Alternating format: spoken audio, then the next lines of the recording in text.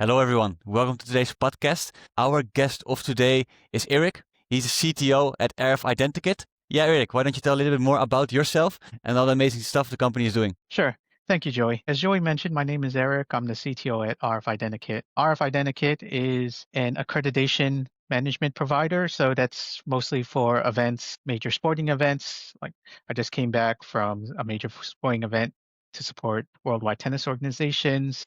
We have some customers like certain football clubs, major sporting events, football, tennis. There's actually a couple of events in November, if you're here in England, that we're also going to be at. And what the company does is that we provide event security solutions using RFID technology. RFID technology being those little chips similar to NFC. They're embedded in people's passes, they're embedded in people's wristbands, and we use them like either using handheld scanners to scan them to verify whether or not they have the correct tickets, or we use long range scanners for our VIP desks. I guess if you imagine a bunch of football players, they're walking through the corridor, they don't want to get stopped. There's a lot of people, lots of traffic going on, but we don't want a security guard stopping each one checking their pass. So what our long range technology does, it scans everything in.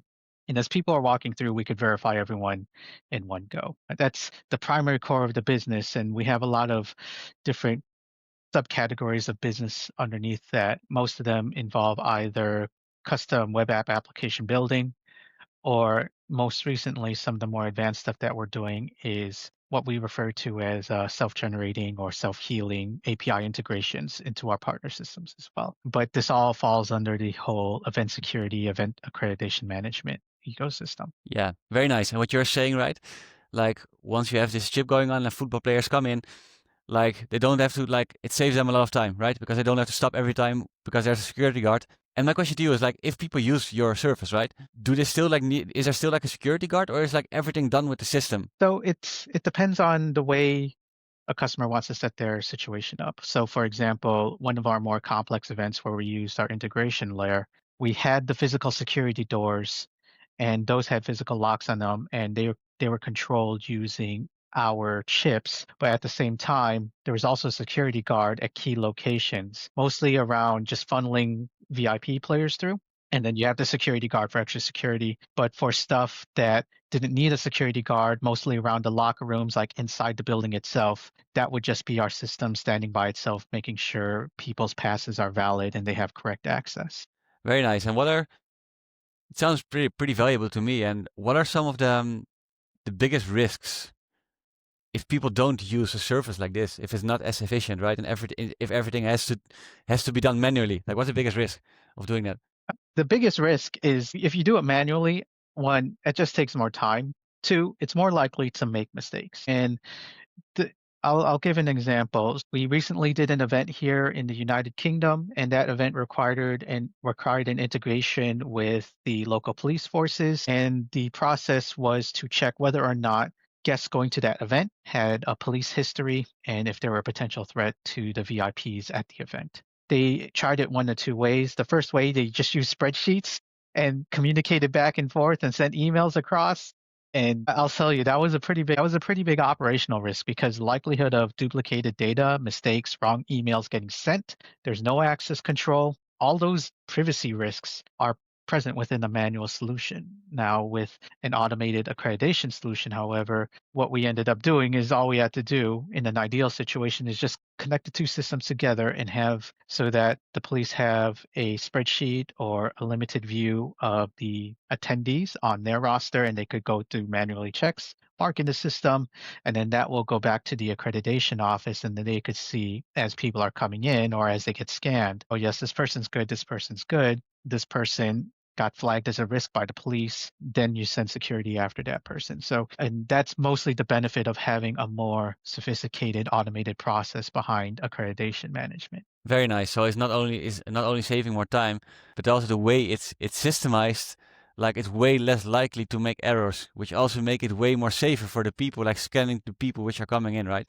Because there are no mistakes. There's no like room for any mistakes, right? And you're kind of event safety, right? And out of all the companies you are serving, like which type of company benefits the most of the service you guys are doing? I'd have to say, in terms of the entire workflow that I described, it's mostly sporting events, only because of the throughput of all the players and all the VIPs. The idea of being able to scan people in batches is very appealing. Outside of that, there's a few music awards and concerts that we've done that have a similar setup that find the technology very useful. So I would say among one of those two like user categories find the most benefit from our system. Very nice. And like sport events and music as well. And towards like, do you guys have AI integrated in your service? So not on a public facing level. There's some of the lower level mechanics that are generated by AI. For example, what I mentioned about our integration layer, some of that is actually being systematically generated by an AI process.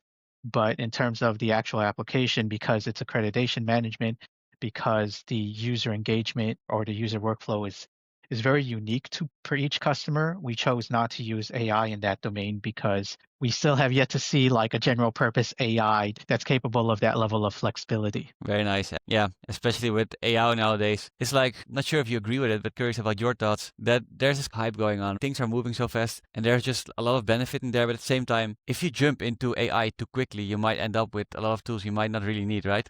Which goes back to what you were saying, like it's maybe not even there yet. We want to be sure like we offer the most value to our clients instead of kind of rushing into certain things, which might not be the most beneficial for the people we're serving. Like, what are your thoughts on that? Yeah, so this is actually a pretty good topic. I'm actually a member of an organization of the United Nations AI for Developing Countries Forum, and this is actually one of our most important topics. Is what we don't want to happen is for companies to just start bombarding organizations or small businesses with a bunch of AI tools. Like, here you go, we're going to save your entire world. Just buy these 10 licenses. So what we actually did there and what we practice internally is an evaluation criteria, a kind of exam for like the use cases that we would want to use AI for, and then whether or not of the selections of AI agents or generative AI tools available, which ones would be most fit for purpose. It's very similar to like a project procurement process where you have grading criteria based on your needs, and then you narrow everything down. Now, in terms of AI as a tool, I mean, I use AI a lot myself. I research AI in my free time, and I think it's very beneficial, but it is very much down to the user education side of, do they know what they're getting themselves into?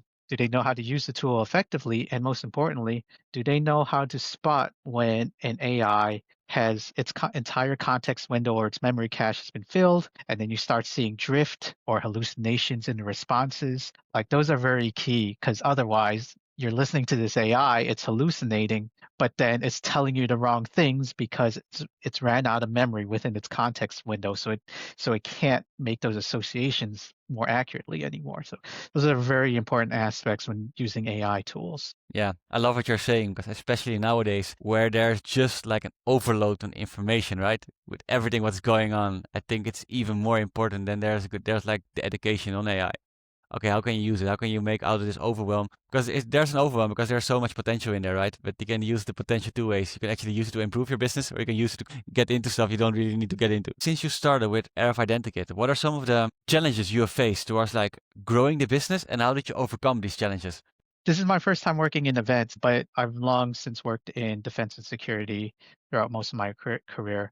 I think one of the biggest challenges that I found coming to RFIdentikit was how unique each customer journey is. And in the world of agile software development and clean coding, we always say, yes, find the similarities, duplicate code or don't duplicate code, make sure it's reusable. But in a situation where every customer journey is unique, that's not very feasible, because there's very little overlap with what, let's say, one football club wants, and then the other one wants something completely different. Yeah, they're both football clubs, but their requirements are very unique towards their fan bases. How we've had to overcome that, and this is still a work in progress, is a hybrid approach towards very specific project requirements and taking an inspiration from more advanced programming practices like abstract level programming, where everything is very abstract and genericized, but it could still be broadly applicable to certain use cases. And that's one of the motivators behind why we developed this low code generator, because under the hood,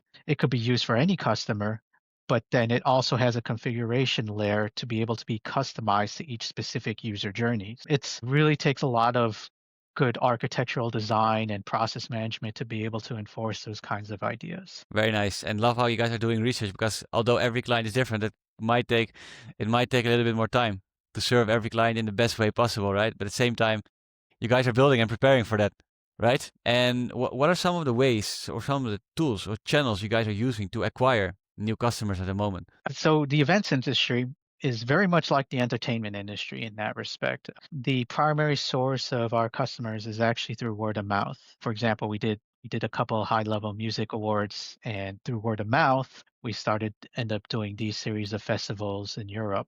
So that's the primary point. Like you're in events and entertainment, your reputation is everything. And as soon as you have a poor reputation, it's very hard to recover from something like that. And then the second part is through organic leads via social media or through the website. I mean, that's pretty much standard for the way things work nowadays. If you don't have a strong social media presence and you don't have a funnel system set up on your main website or at least a call to action from social media, then it's very difficult to obtain leads in that way. I love what you're saying. Like, word of mouth is everything, and I think it's not. I think you might even like it's applicable in events, but also like more broad, right? Because right now with social media, things just spread so quickly. So although like you have a business going on, you might not have the best service going on. You cannot be like, I think we live in this age right now.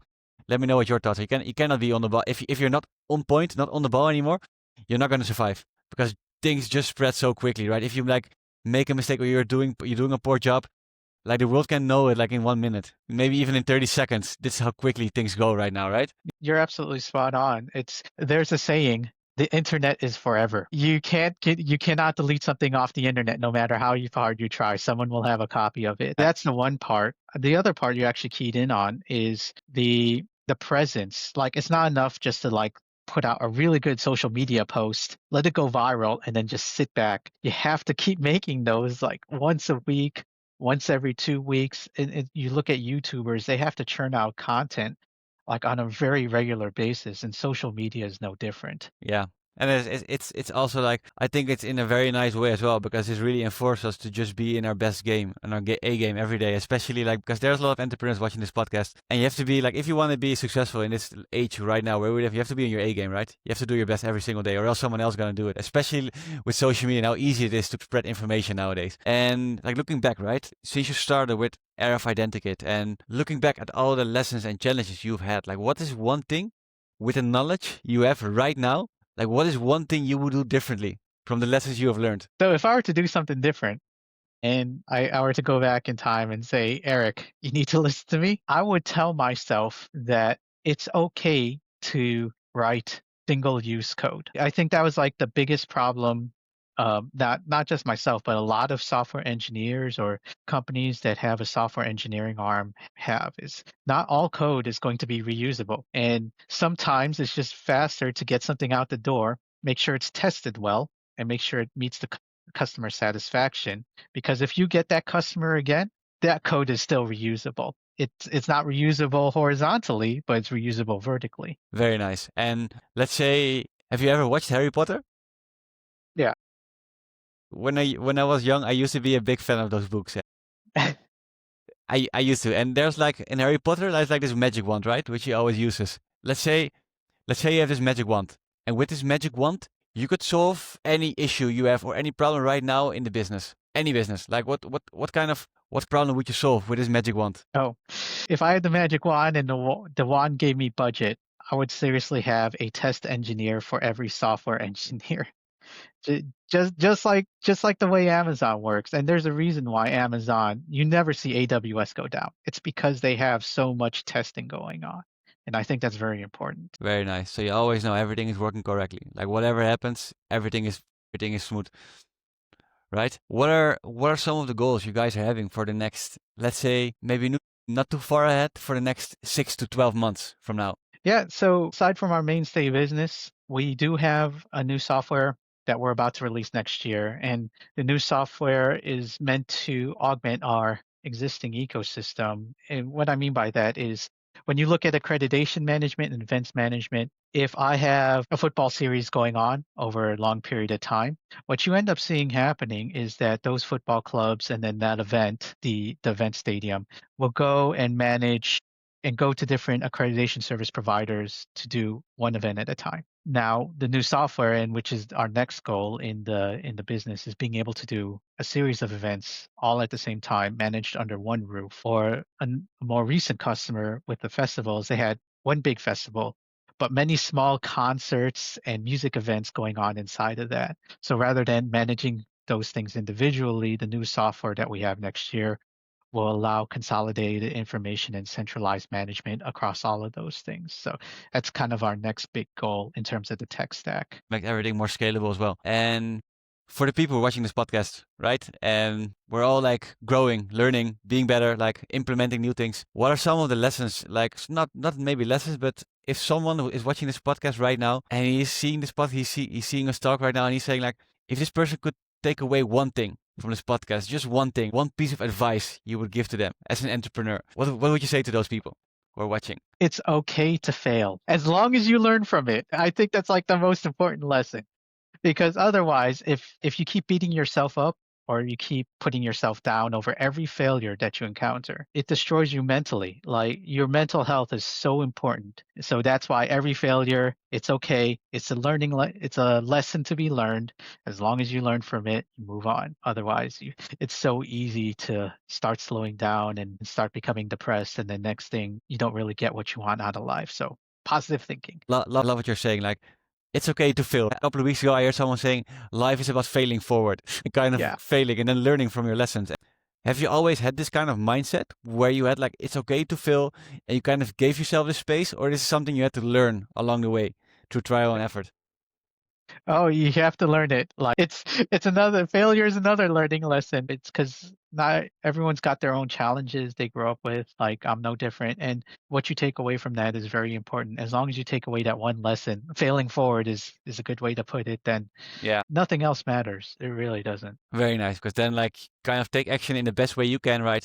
And then you learn from it and then you optimize it. So there's no way you cannot reach your goals if you're actually doing this, right? Because failing is actually a way to get closer to where you want to be. What are the ways people can connect with you or Rfidentikit who are watching this podcast right now? Yeah, I'm on social media, mostly LinkedIn. If you want to connect with me directly, you can connect over LinkedIn. You could connect with Rfidentikit either through the website, www.rfidentikit.com, or you could also reach out to me over social media as well, and then I'll put you in contact with the appropriate people depending on what the question or comment is. I think that's the easiest way. Very nice. Eric, thanks so much for being here, for sharing all your value, sharing all your lessons. I'm going to make sure everyone who's watching this podcast, I'm going to make sure to put all the links to find Eric and Rfidentikit down in the description below. So it's really easy to find. Thanks everyone for watching the podcast and see you in the next episode. Thank you.